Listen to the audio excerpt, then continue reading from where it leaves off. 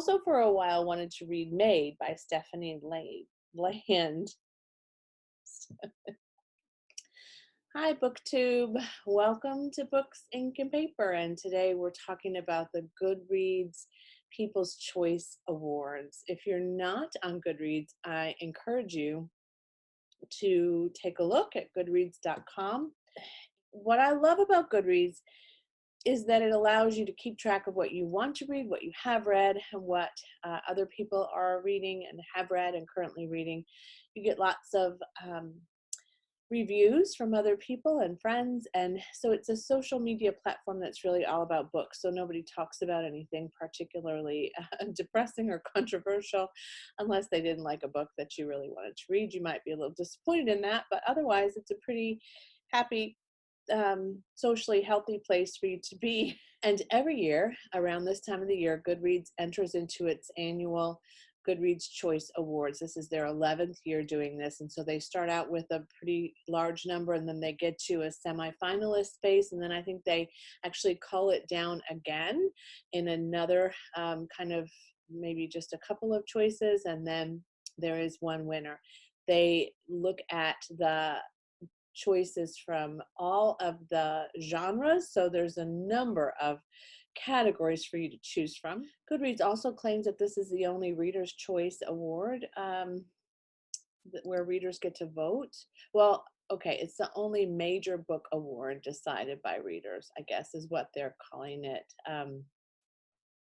So I guess that's a kind of a claim to fame. And so far, 2,258,069 votes have been cast. And the semifinal round ends in 4 days, 9 hours and 13 minutes from now, and today I'm going to briefly talk about what I voted for, if I voted for anything in the categories that I'm only going to focus on. So in other words, I'm not going to focus on like science and technology or cookbooks or graphic novels, because that isn't something that I typically read a lot of, but I am going to focus on those things that that just really catch my eye. And so what I voted for, if anything, that I read, and what I want to read as a result of looking at the Goodreads Choice Awards in each category. So let's get started with a brief synopsis of what each one is about, so we won't be here all night. So in the fiction category, I voted for a book that I really enjoyed called The Last Romantics by Tara Conklin.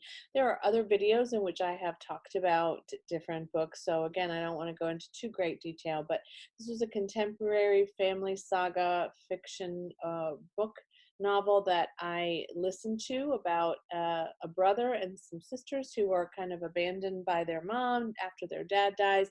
She kind of goes into this hermit-like state, and they're kind of left alone to fend for themselves. And then it talks about as they aged, what happened as a result. Loved it. Want to read other books by Tara Conklin for sure. In the category of want to read in this category of fiction, I wrote down Ask Again Yes by Mary Beth Keane, which I don't own, but it was already on my to-read list. And The Testaments by Margaret Atwood. I think you're probably familiar with that. And Where the Forest Meets the Stars by Glendy Vanderam. I also already own that one. It's on my Kindle. And On Earth We're Briefly Gorgeous by Ocean Vuong, which is on my Libro FM account. I would encourage you to look all of these up, but those are the 4 books that really stood out to me that were already on my list of books to read. The best mystery and thriller category, I had read a lot of those, but the one I voted for in the top of that list was The Turn of the Key by Ruth Ware, and many of you know how much I loved that novel. What I listed to read next on that list is My Lovely Wife by Samantha Downey. I've heard a lot of things about that book, and sounds pretty creepy. And also on my to-read list already was The Family Upstairs by Jewell. So in that category, I think those 2 are definitely still on the top of my list to read in thrillers. Historical fiction. I was delighted to see Once Upon a River by Diane Setterfield. That is one that I adored this year, and I voted for it as my People's Choice for the best book in that genre. And what I want to read and were already on my list to read in that category are The Dutch House by Ann Patchett, can't wait, and The Huntress by Kate Quinn. Fantasy, the Goodreads semifinalists in that category, I had read none of them, and fantasy is not a genre I read a lot of, but I did come up with a couple in that genre that I wouldn't mind reading next year that are on my to-read list, or I just put on my to-read list recently. And one of them is The Ninth House by Leigh Bardugo. Heard good things about that one. And the next is Starless Sea by Erin Morgenstern, who's the author of The Night Circus. It is my understanding that Starless Sea is the sequel, so of course I will need to read The Night Circus first. Romance, the Goodreads Reader's Choice list, I had read none of those. I don't read a lot of romance, and so it's not a real surprise to me that I hadn't read any of those picks this year, but I did find one that I had heard about that I wouldn't mind taking a look at and might do in the new year, and that is Things You Save in a Fire by Katherine Center. I heard Lindsay from Lindsay's Little Library talk about that book, and I think maybe one other person I know read it. It might be worth taking a glance at in 2020. Sci-fi. I don't read a lot of sci-fi, but this year I read and voted for Recursion by Blake Crouch. Hands down, that was my choice. I did take a look and glance at the plots and synopses of the other books that made the list, and I might take a look at The Future of Another Timeline by Annalee Newitz. Looked interesting to me. Dual timeline connected in the two timelines by a similar event or something like that. Might be a way of reading more sci-fi next year. Horror. So this was interesting for me. The book that I read this year in the list of Goodreads People's Choice horror books was The Invited by Jennifer McMahon. Now, you know, that wasn't like, oh my God, I loved this book for me. But I did vote for it because I did read it and I gave it 3 stars, which is a good read for sure.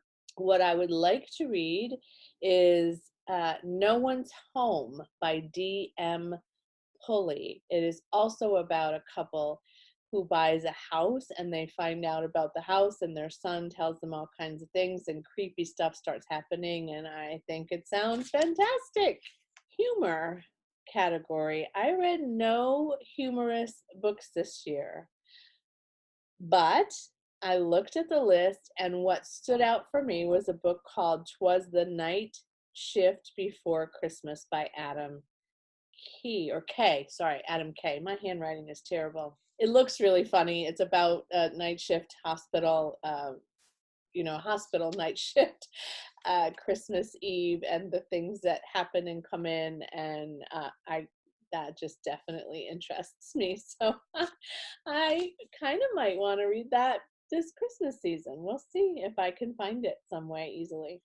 In the nonfiction category, none of the books I read this year in the nonfiction category that I took a look at were on the Goodreads list. I did, though, take a look at some of them, and there were a couple that were already on my list of books that I wanted to read. So I'll probably add those next year. I am being really intentional about not overloading my TBR for next year before the year even begins. But 2 of the books that were on my want to read list are Girl Stop Apologizing by Rachel Hollis. I read her other book called Girl Wash Your Face, and it was good. It was well done. And also 3 Women by Lisa Taddeo, which is a study of 3 women and their sex lives, and it's getting a lot of buzz. And it has a pretty decent rating, and it's very intriguing to me. So I probably will take a look at that one at some point. Memoir and autobiography. I had read none of the books on the list this year, but again, one of the ones that I want to read is called Know My Name by Chanel Miller. She was the victim of a rape by Brock Turner. I think it takes a lot of courage to write a memoir or story about your experience as a victim of sexual assault, especially in this case, because it was so public and because Brock was not sentenced to what most people in the public eye felt like was a reasonable sentence for his crime. So that clearly is a story that I feel needs to be heard. And if I can help to do that by reading it and recommending it to others, I will absolutely do so. I also want to take a look at Made by Stephanie Land.